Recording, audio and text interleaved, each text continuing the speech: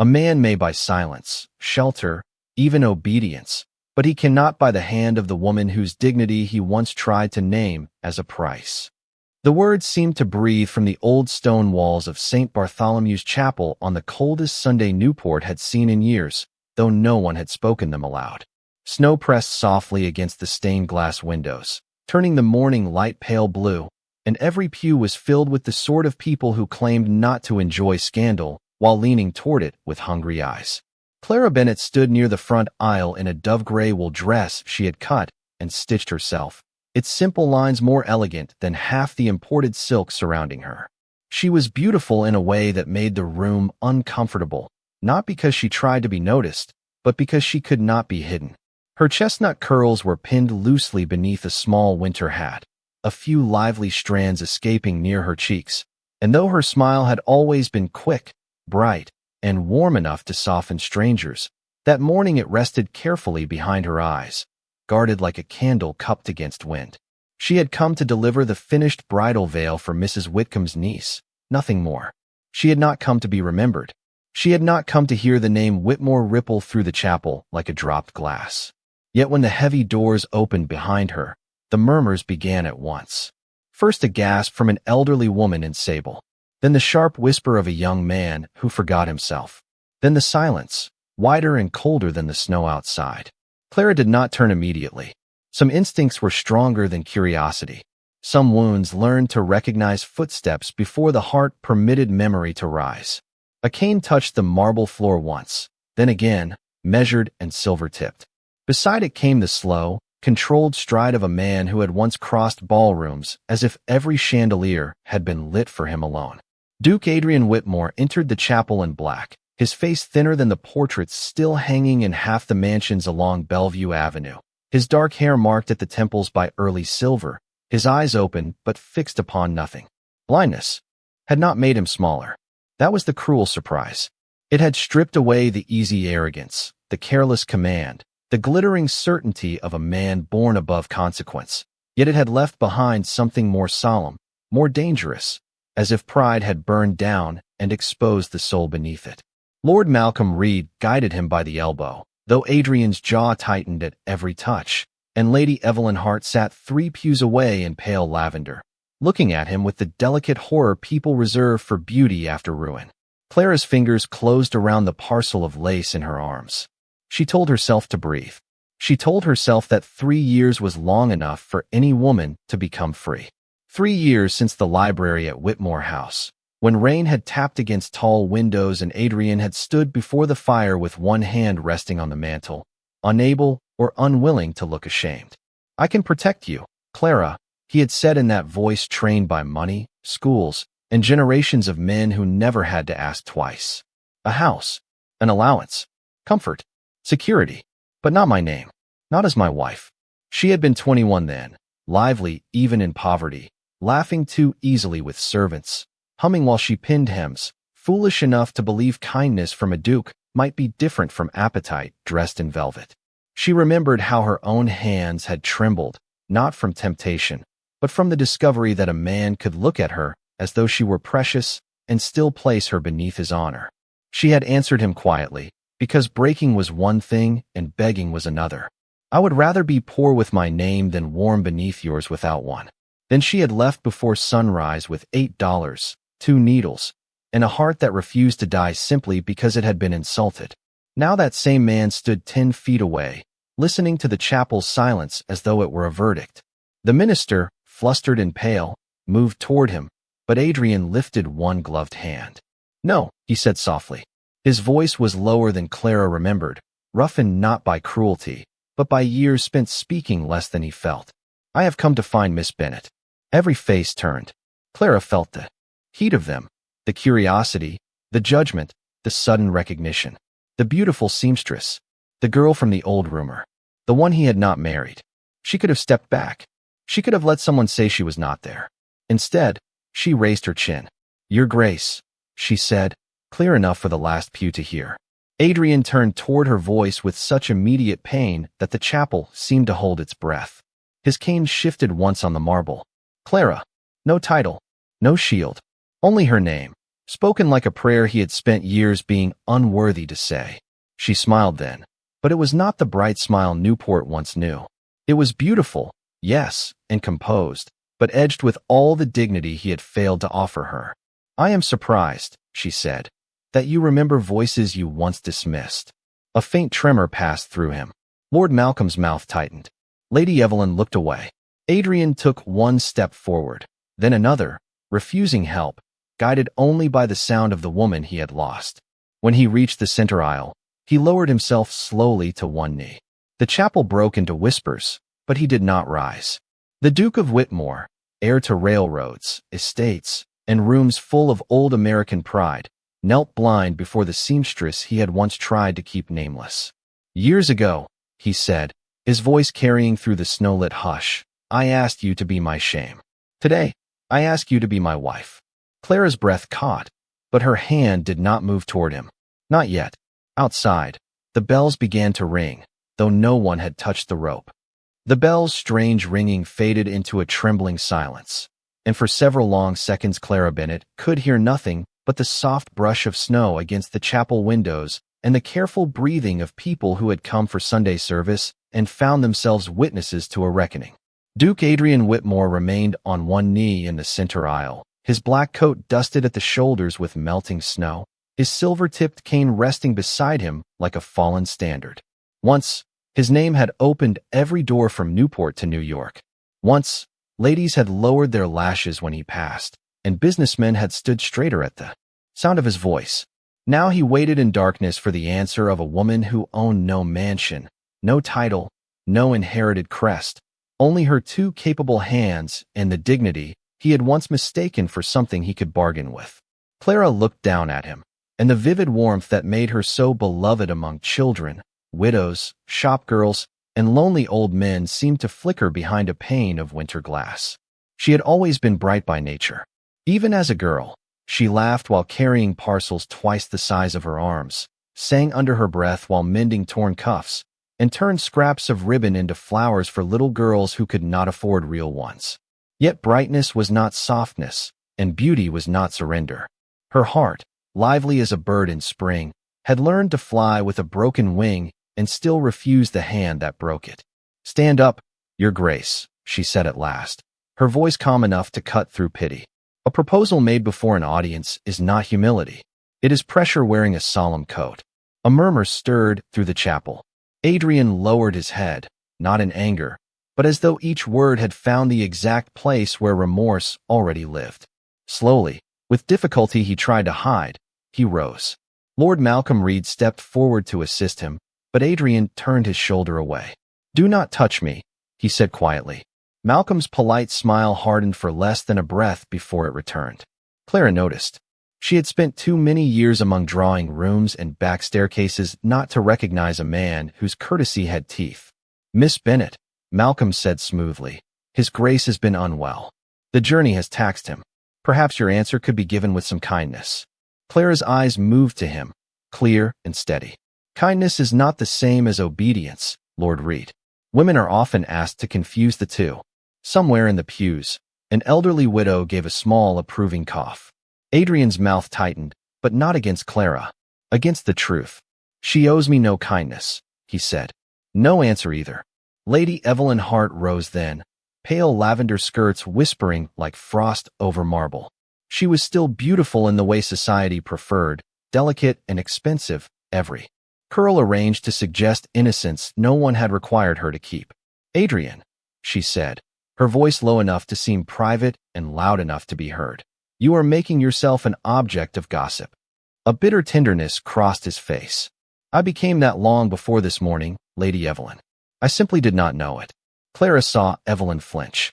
It was small, almost graceful, but real.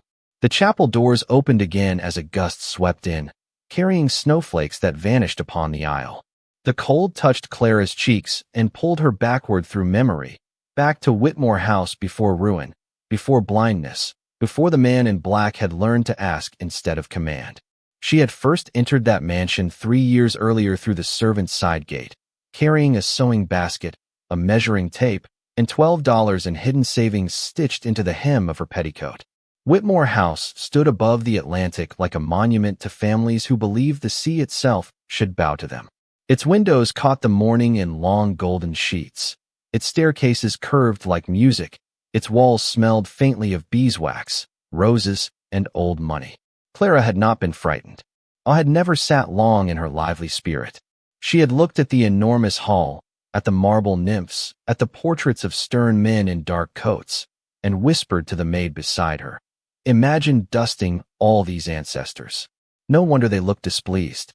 The maid had bitten her lip to keep from laughing.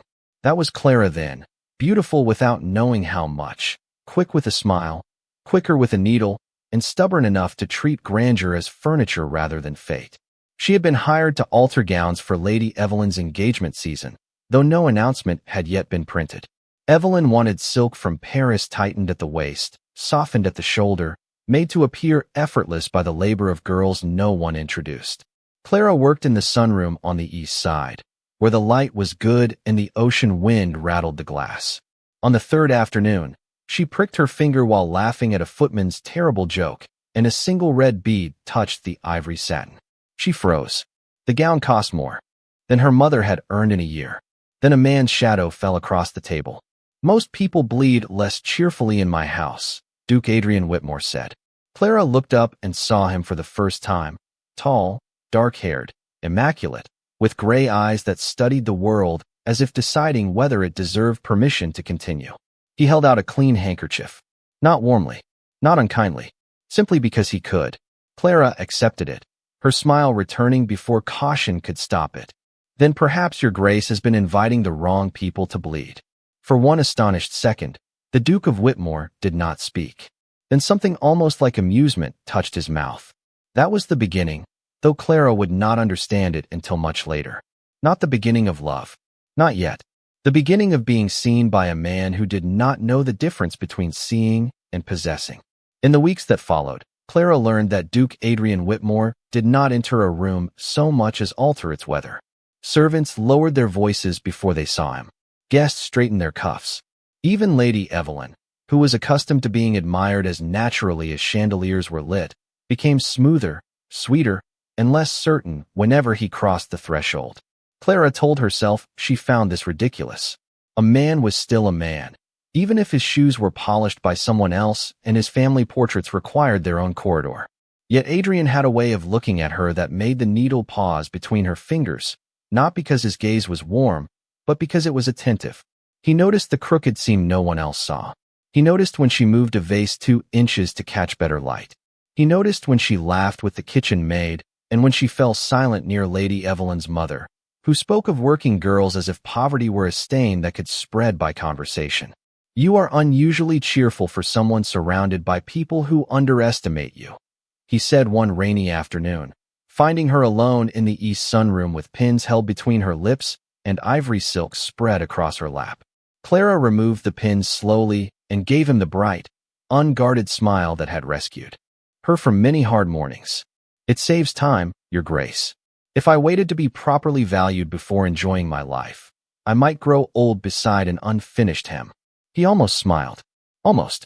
That was how it happened, not in declarations, but in inches. He began to linger by the doorway under the excuse of inspecting arrangements for Evelyn's ball. Clara answered him as no one else in Whitmore House dared to answer, lightly, honestly, with a lively wit that slipped beneath his armor before either of them named it. He sent for extra lamps when she worked late. She pretended not to know who had ordered them. He left a book of poetry beside the sewing table after hearing her recite 2 lines from memory. She returned it 3 days later with a blue thread marking her favorite page. In another world, such small things might have grown cleanly into courtship. But Whitmore House was not another world. It was a house built on names, alliances, fortunes, and the cold arithmetic of who was fit to stand beside whom. Clara knew it each time Lady Evelyn swept in for a fitting, pale and perfect, smelling of violets and certainty. Evelyn was never openly cruel. She was worse. She was kind in a way that reminded Clara of locked doors. "You have clever hands, Miss Bennet," she said once, watching Clara kneel to adjust a hem. "A woman should be grateful when Providence gives her a useful place." Clara looked up, still smiling, still beautiful, still bright enough to make condescension look dull. I have always thought usefulness more reliable than decoration, my lady. Evelyn's cheeks cooled by one shade. Adrian, standing near the window, turned his face away, but Clara saw the corner of his mouth move. That tiny betrayal of amusement should not have mattered. It did. By the time the summer storms came, Clara had begun to fear the sound of his step behind her, because fear and hope sometimes were the same gloves. One evening, thunder rolled over the Atlantic, shaking the glass of the library where she had been sent to repair a torn curtain before guests arrived the next day. The room was dim except for the fire, its shelves rising like dark cliffs around her. She stood on a small ladder, reaching for the brass rod, when the door opened and Adrian entered. "You should not be working alone at this hour," he said. "Then the curtains should have chosen a more respectable time to tear," Clara replied, but her voice was softer than usual. He came closer. "Clara." It was the first time he had spoken her name without miss before it. She stepped down from the ladder, suddenly aware of the rain, the fire, the closed door, and the dangerous tenderness in his face. "Your Grace." He seemed to wrestle with words he had never been taught to say. For one foolish breath, she thought he might ask for something honorable. A walk, a promise, a future spoken plainly. Instead, he moved to the mantel, rested one hand against the stone, and became again the Duke of Whitmore, a man trained to desire without surrendering position. "I can protect you," he said. Clara's smile faded. "From what?" "From uncertainty. From hunger. From dependence on people who pay too little and take too much. I can give you a house in town, an income, comfort, safety." The rain struck harder at the windows.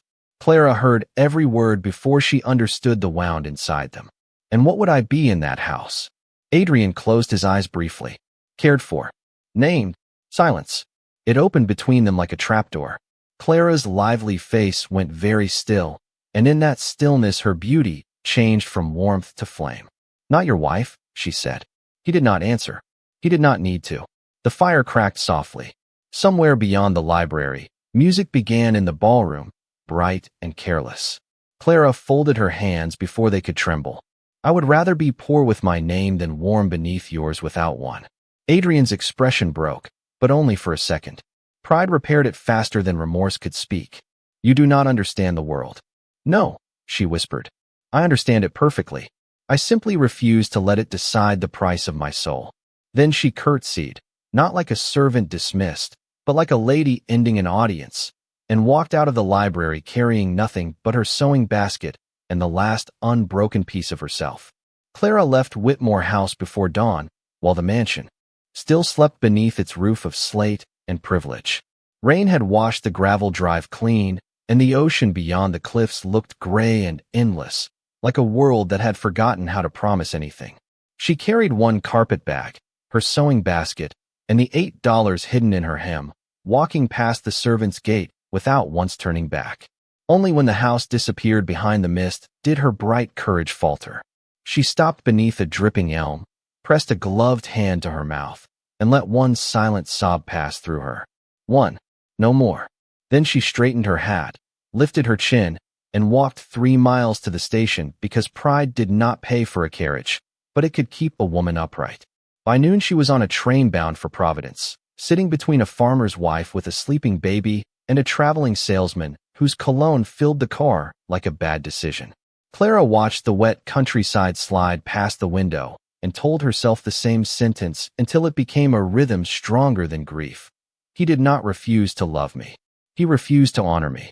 There was a difference, and she would survive by remembering it. The first months were narrow and cold. She rented a room above a bakery where the walls smelled of yeast and smoke, and the ceiling leaked whenever the rain came hard from the east.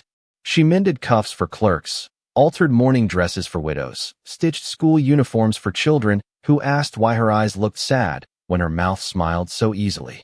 Clara answered them with a ribbon trick, a little laugh, a paper flower folded from wrapping scraps. Her cheerfulness did not vanish. It changed. It became deliberate, almost brave.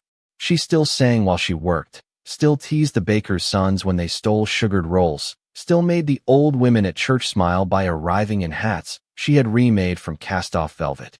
Yet every candle she burned past midnight, every needle mark in her fingertips, Every dollar saved in a chipped blue cup became a small refusal of the life Adrian had offered without a name. By spring, women began asking for her by name. By summer, she moved from the bakery room to a modest shop on Benefit Street with 2 front windows, 1 crooked step, and a bell above the door that rang like a tiny declaration each time a customer entered. She painted the sign herself, Clara Bennett, dressmaking and fine alterations. The letters were not perfect, but they were hers. On the morning she hung it, sunlight struck the glass so brightly that she laughed aloud in the empty shop, the sound startling even herself. For a moment, she was not the girl who had walked out of a duke's library. She was a woman with rent due, orders waiting, and a future that belonged to her hands. News from Newport traveled, of course. It arrived folded inside society pages, wrapped in gossip, tucked between commissions from ladies who pretended not to know she had once worked at Whitmore House. Duke Adrian Whitmore had announced his engagement to Lady Evelyn Hart before the first frost. The notice described her as graceful, accomplished, and suitable. Suitable. Clara read the word while standing behind her counter, a length of blue muslin draped over one arm. She expected pain to rise like a storm. Instead, something colder came, something almost clean. He had chosen the world that had made him. Let him live inside it. At Whitmore House, Adrian did exactly that, though living and performing soon became difficult to distinguish. The engagement festivities filled the mansion with music, flowers, and people who congratulated him with satisfied smiles. Evelyn moved beside him like a portrait brought to life, pale, polished, and admired. She knew which fork to lift, which donor to charm, which old aunt to flatter, which silence to leave untouched. She would make a flawless duchess. Everyone said so. Adrian heard it so often that the words began to sound less like praise than a sentence passed in velvet. He attended dinners. He signed documents. He stood for photographs on the terrace with Evelyn's hand resting lightly on his sleeve. Yet in every bright room, some disobedient part of him searched for the quick sound of Clara's laugh, the tilt of her head when she challenged him, the little smudge of blue chalk that once marked her cheek after hours of work. He told himself this was vanity wounded by refusal. He told himself a duke could not mourn what he had never properly claimed. But one night, while Evelyn discussed floral arrangements for their wedding breakfast, Adrian looked across the table at the woman society had chosen for him and realized he could not remember the last time he had spoken honestly in his own house. 2 weeks later, he was called to Washington on a state business tied to a military supply contract, a journey of more than 400 miles that promised distraction, order, and numbers clean enough to hide behind. At the station, Evelyn handed him a monogrammed handkerchief and said she would pray for his safe return. Adrian thanked her with perfect courtesy. As the train pulled away, he touched the linen in his pocket and thought, with a shame so sharp it almost had a voice, of another handkerchief once offered in a sunroom to a laughing seamstress who had bled one bright drop onto ivory satin and still managed to make him feel less alone. Washington gave Adrian Whitmore the kind of order he had always trusted: numbered ledgers, sealed contracts, polished corridors, and men who spoke of duty as if it were a column to be balanced. For 3 days, he buried himself in meetings, railway schedules, and warehouse inspections, grateful for anything that did not sound like Clara Bennett's voice. He told himself that responsibility was a noble refuge. He told himself that a man could outwork regret, yet regret was patient. It waited for him in hotel mirrors, in the pause after a clerk closed a door, in the quiet scratch of his pen when he signed his name and remembered the one thing he had refused to give honestly. On the 4th evening, a dense fog rolled in from the Potomac, turning gas lamps into blurred yellow moons. Adrian had been invited to a private supper with investors, but the conversation soured before the soup was served. Lord Malcolm Reed, who had traveled as his legal advisor, leaned near him with a glass of wine in hand and a smile too thin for friendship. "You are fortunate Miss Bennet had the good sense to disappear," Malcolm said, watching him over the rim. "A girl like that could have complicated your entire future." Adrian's hand still beside his plate. "Do not speak of her. I speak only of Prudence. Your engagement to Lady Evelyn reassures every family tied to yours." A seamstress would have invited questions. "She has a name." Malcolm's smile widened by a fraction. "They all do, until society forgets them." Something cold moved through Adrian then, colder than jealousy, colder than shame. For the first time, he wondered how many voices around him had helped build the wall he had mistaken for duty. He left the supper early, refusing his carriage, and walked through the fog alone, though the hotel stood nearly a mile away. The streets were damp, the city muffled, the world reduced to hooves, distant bells, and the glow of lamps trembling in mist. At a crossing near Pennsylvania Avenue, a delivery wagon lurched suddenly from the white haze. There was a shout, the harsh cry of a horse pulled too late, and then the world became sound without shape. No cruel detail remained afterward in Adrian's memory, only impact, falling, and the taste of rain on stone.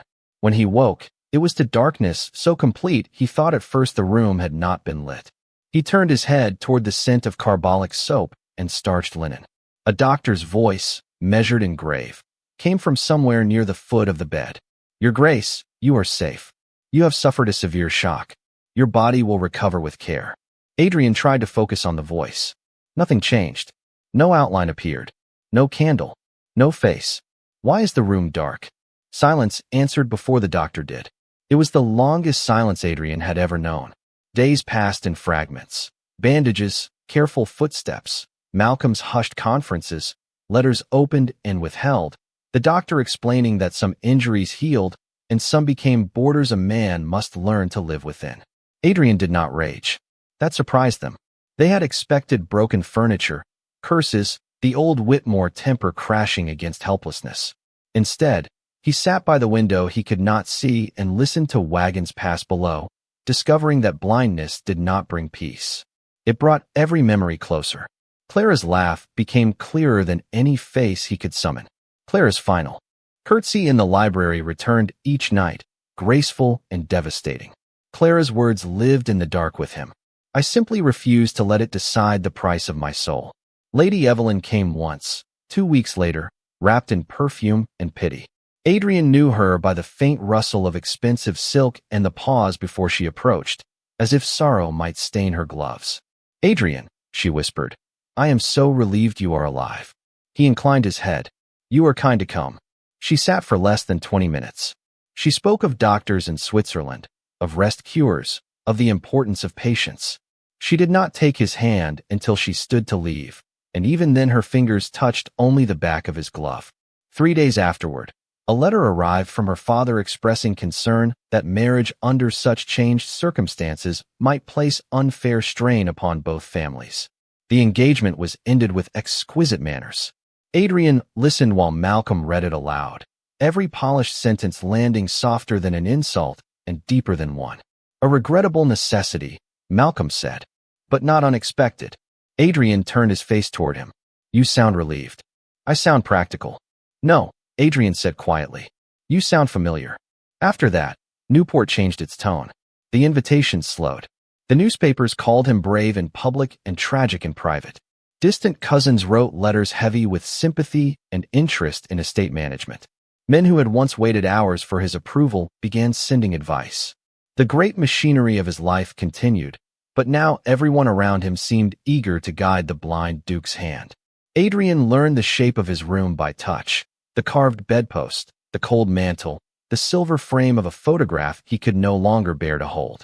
He learned how pride sounded when it had nothing left to command. And in that long interior winter, one truth remained unbearably bright. Lady Evelyn had pitted what was left of him. Malcolm wanted to use what was left of him. Society mourned what had been taken from him. But Clara Bennet, lively, beautiful, sharp-tongued Clara, had once stood before him when he possessed everything and refused to sell him the one thing no fortune could purchase. Only then did Adrian understand the measure of what he had lost. Not beauty, not comfort, not even love. Honor. Hers first, and then his own. By the time Adrian Whitmore returned to Newport, winter had settled over the coast with the patience of something ancient. The sea below Whitmore House beat against the cliffs in long gray breaths, and the mansion that had once glittered with supper parties and summer music now seemed to listen to itself decay. Heavy curtains were drawn in rooms that no longer received guests. Silver tarnished in cabinets no one opened. Servants spoke softly, not out of respect alone, but because the house had become a place where every sound revealed loss. Adrian moved through it with his cane and memory, counting steps from bedchamber to study, from study to library, from library to the window, where he could hear gulls cry over a world he could no longer see. Lord Malcolm Reed had taken charge of correspondence, estate papers, household accounts, and visitors, always with that smooth voice of helpful concern. "You must not trouble yourself with details, Adrian," he would say. "Your recovery requires calm." But calm, Adrian discovered, was often the name ambitious men gave to another man's silence. Letters went missing.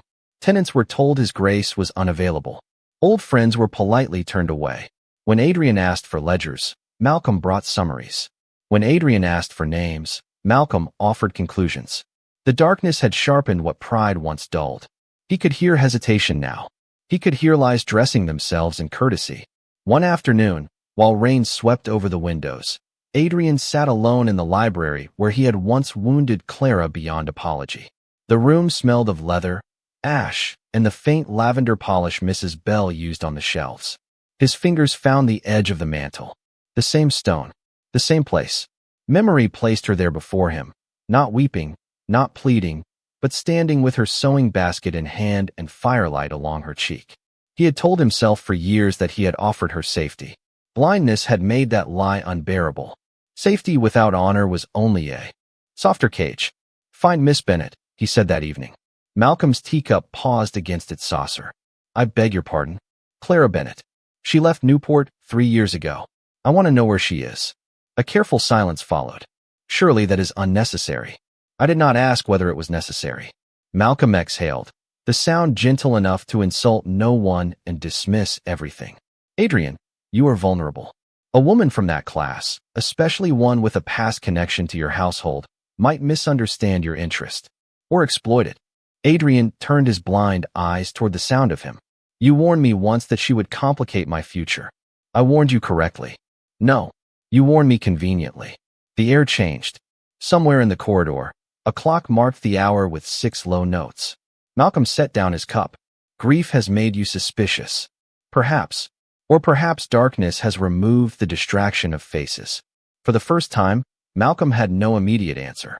Adrian hired another man the next morning, not a gentleman, not a cousin, not someone Malcolm recommended, but an old Pinkerton agent named Samuel Pike, who had once recovered stolen bonds for the Whitmore estate and owed loyalty to payment rather than blood.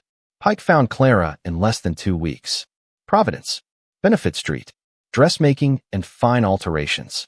Respected by church ladies, loved by children, known for bright conversation, fair prices, and a stubborn refusal to flatter wealthy fools. Adrian listened to the report in silence. His hand closed around the arm of his chair until the carved wood pressed half-moons into his palm.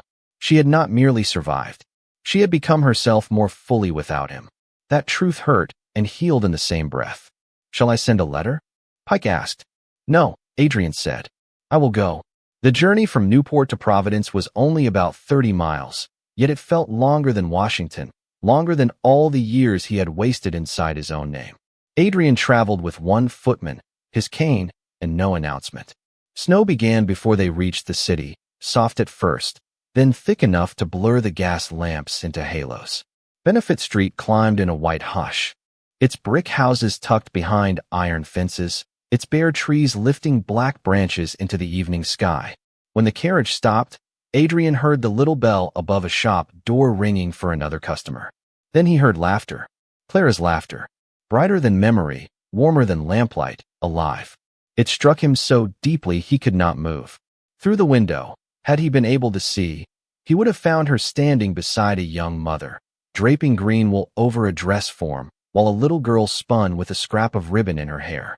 Clara Bennet was 24 now, beautiful with the kind of beauty labor could not diminish and sorrow had not been allowed to own. Her cheeks were flushed from the stove, her chestnut curls pinned badly because she had been too busy to care, her eyes quick with amusement as she told the child that every proper duchess should practice twirling before breakfast.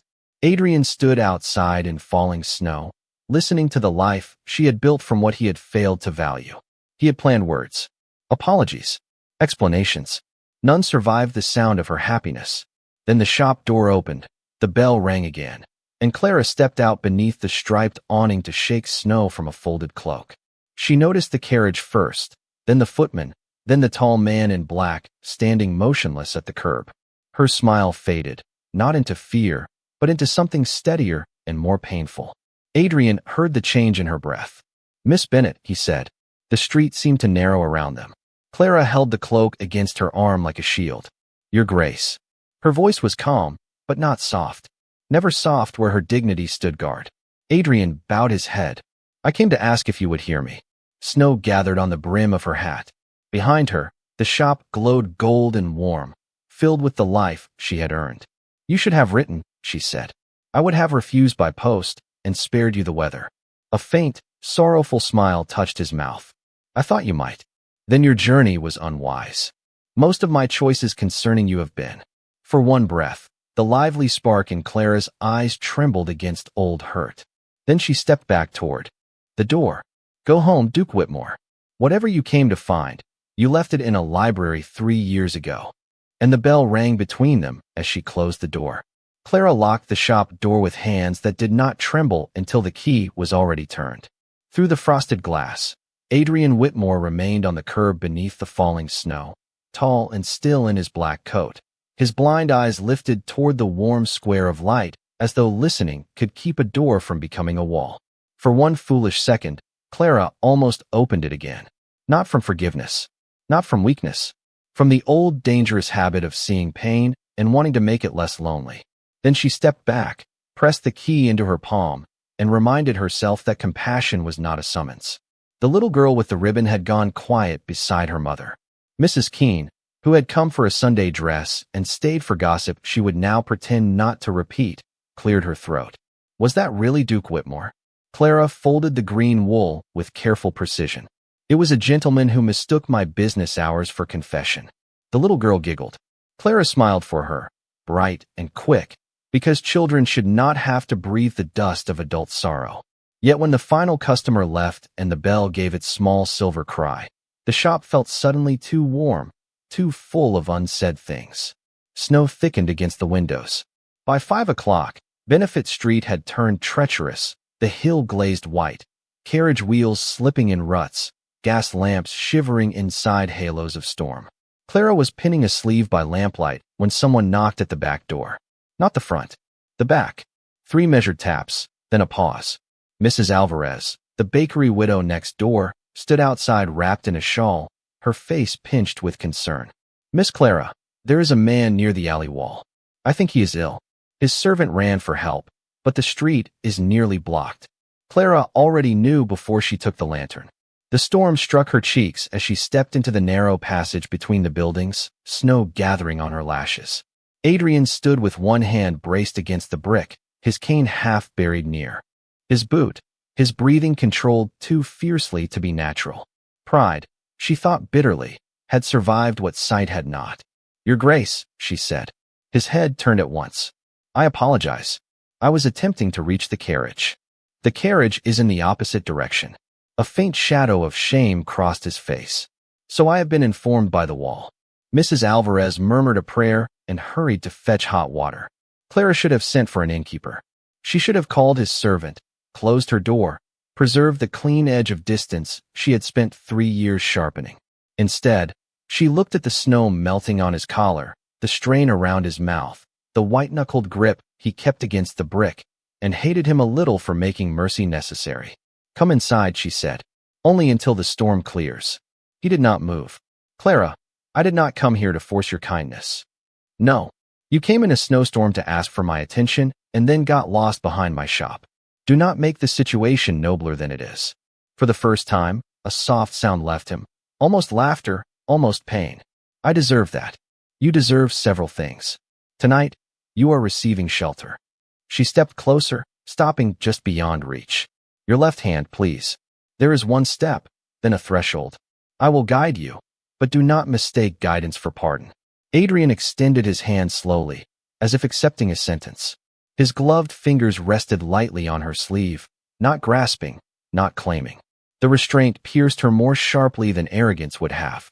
She led him through the back room, past bolts of fabric stacked along the wall, past the stove glowing red, past the work tables scattered with chalk, pins, and paper patterns. The shop smelled of wool, tea, beeswax, and lavender soap. It was not grand. It was not inherited. It was hers, and she felt him understand that without seeing a single inch of it. "It is warm," he said quietly, "because I pay for coal before ribbons." And the bell. Front door. It sounds cheerful. It has better manners than most visitors. He lowered himself into the wooden chair she indicated, exhaustion briefly breaking through his composure. Clara removed his snow-damp hat and set it on the counter, careful not to touch his hair, careful not to remember how impossible that would once have felt. Mrs. Alvarez returned with hot water and a look full of questions. Clara answered none of them. She brewed tea, added honey because his voice sounded rough, and placed the cup into his hands. "There, drink before you become a tragic statue in my workroom." Adrian wrapped his fingers around the cup. "You are still lively. You sound surprised. Grateful." The word fell between them too softly. Clara turned to the stove, pretending to adjust the kettle. "Do not be. I am lively because I chose not to become the saddest thing that ever happened to me." Behind her, he inhaled slowly, and when he spoke again, the old command was gone completely. "I did not come to ask you to nurse my regret." "Good. I came because I owe you the truth." Clara faced him then, firelight catching the chestnut in her curls, her beautiful face alert, guarded, alive with all the feeling she refused to surrender too easily. "Truth is not a coin, Your Grace. You cannot spend it years late and expect the debt to vanish." Adrian bowed his head over the untouched tea. "I know." Outside, the storm pressed its white hands against the windows, sealing the little shop away from the world of titles, chapels, and watching eyes. Inside, Clara Bennett stood in the life she had built, and the blind Duke sat before her at last without power enough to purchase even one merciful lie. The storm did not lessen after sunset. It deepened, folding Providence into a white silence so complete that even the bells of passing sleighs sounded far away, like memories traveling through snow. Clara lit 2 more lamps in the workroom, and their golden circles trembled over the walls, touching bolts of navy wool, ivory muslin, spools of thread, and the narrow cot she kept for nights when orders ran past midnight. Adrian sat near the stove with the teacup warming his hands, his black coat steaming faintly at the shoulders, his face turned toward the little sounds of her shop, as if each one taught him the shape of the life she had made without him. Clara moved briskly, because stillness was dangerous. She hung his damp scarf near the stove.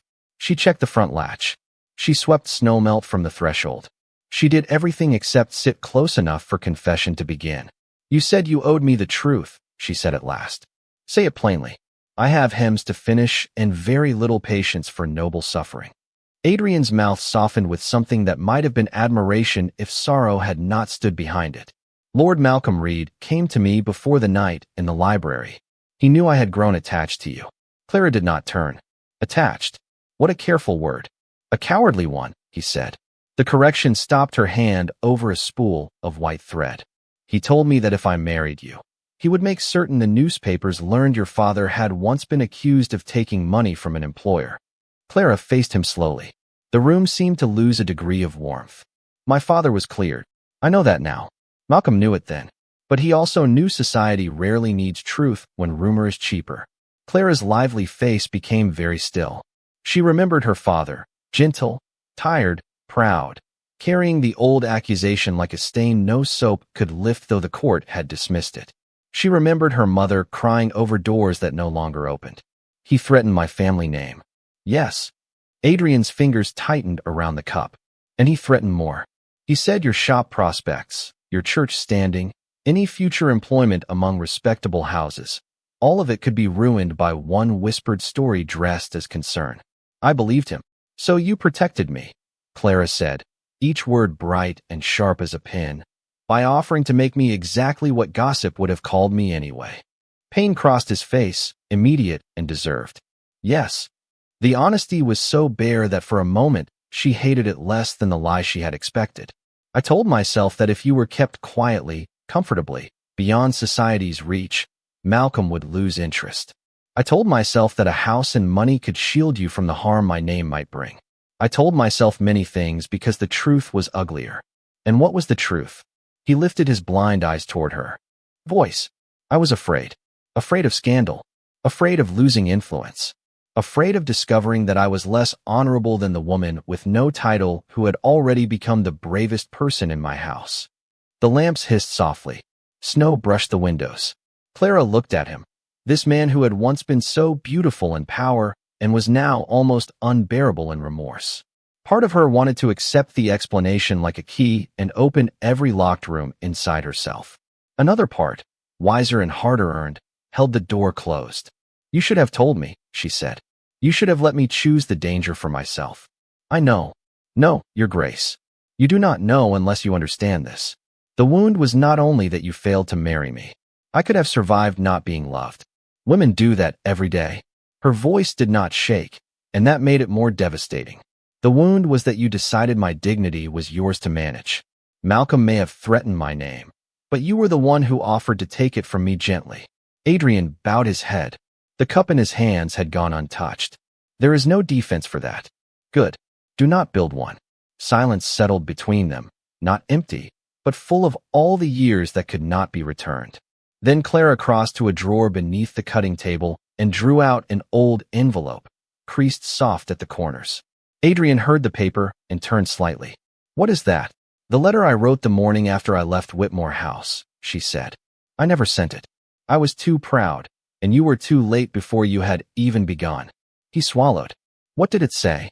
Clara unfolded it, her eyes moving over the faded ink written by a younger hand, a wounded hand, but not a weak one. She read only one line. I loved him enough to be ruined by his tenderness, but I pray I will love myself enough to refuse it. Adrian closed his eyes though darkness was already there. Clara. No. She folded the letter again. Do not say my name as though it can mend what your choices tore. He nodded once, slowly. Then tell me what can. Her answer came after a long breath. Nothing easy. Outside, footsteps sounded near the front of the shop, muffled by snow. Then a firm knock struck the door. Clara stiffened. Adrian turned his head. Another knock followed, controlled, impatient, familiar. Lord Malcolm Reed's voice slipped through the storm, smooth as a blade hidden in velvet. Miss Bennet, I know His Grace is inside. Open the door, if you please. There has been a misunderstanding that must not go any further.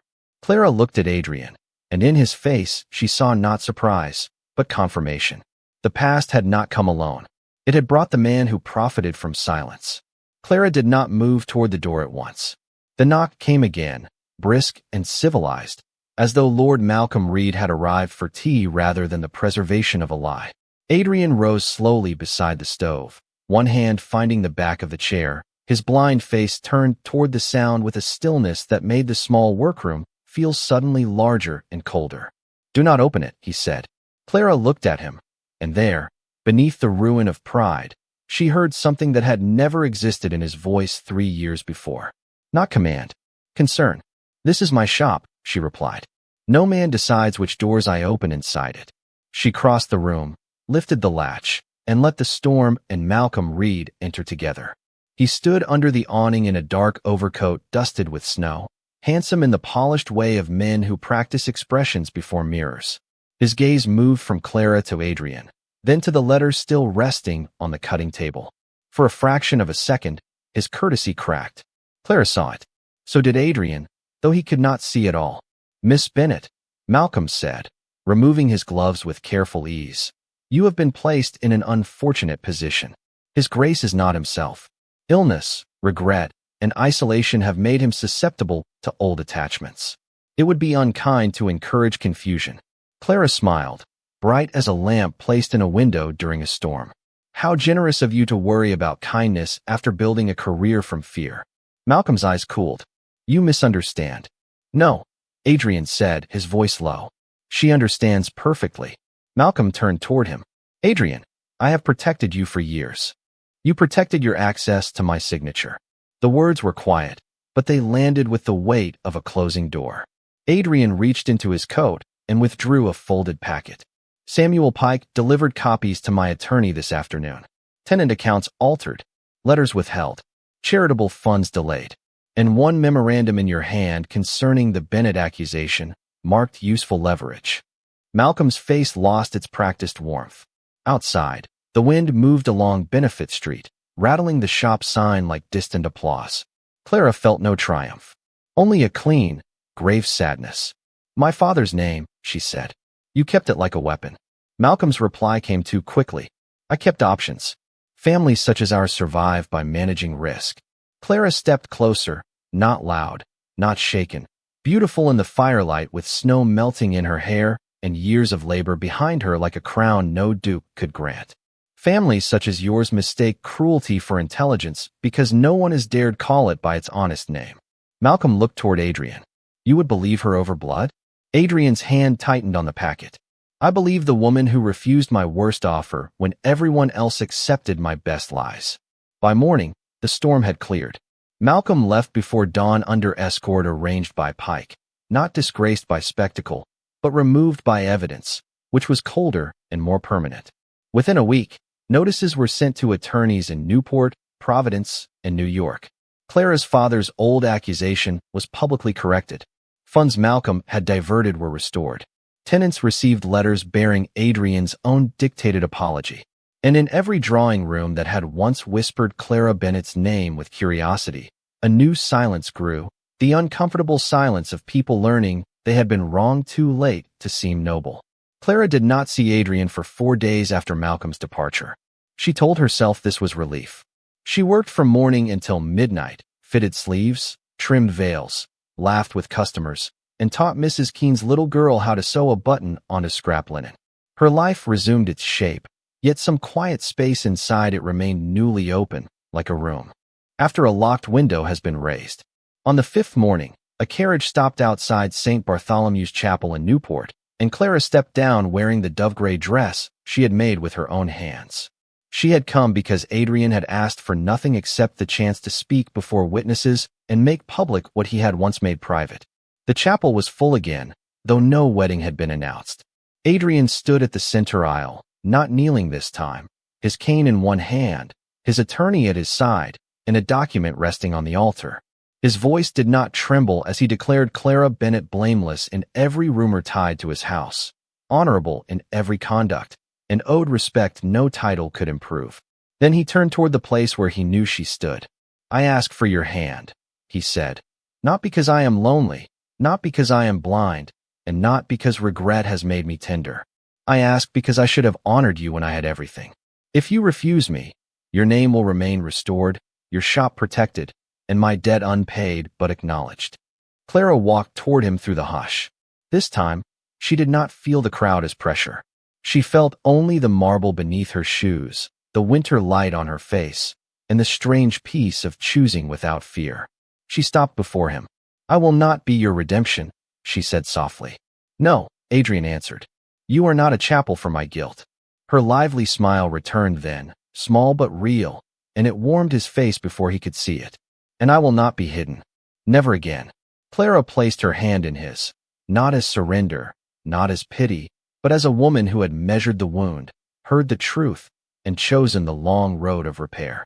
The bells rang once more, clear over Newport and the snow-bright sea.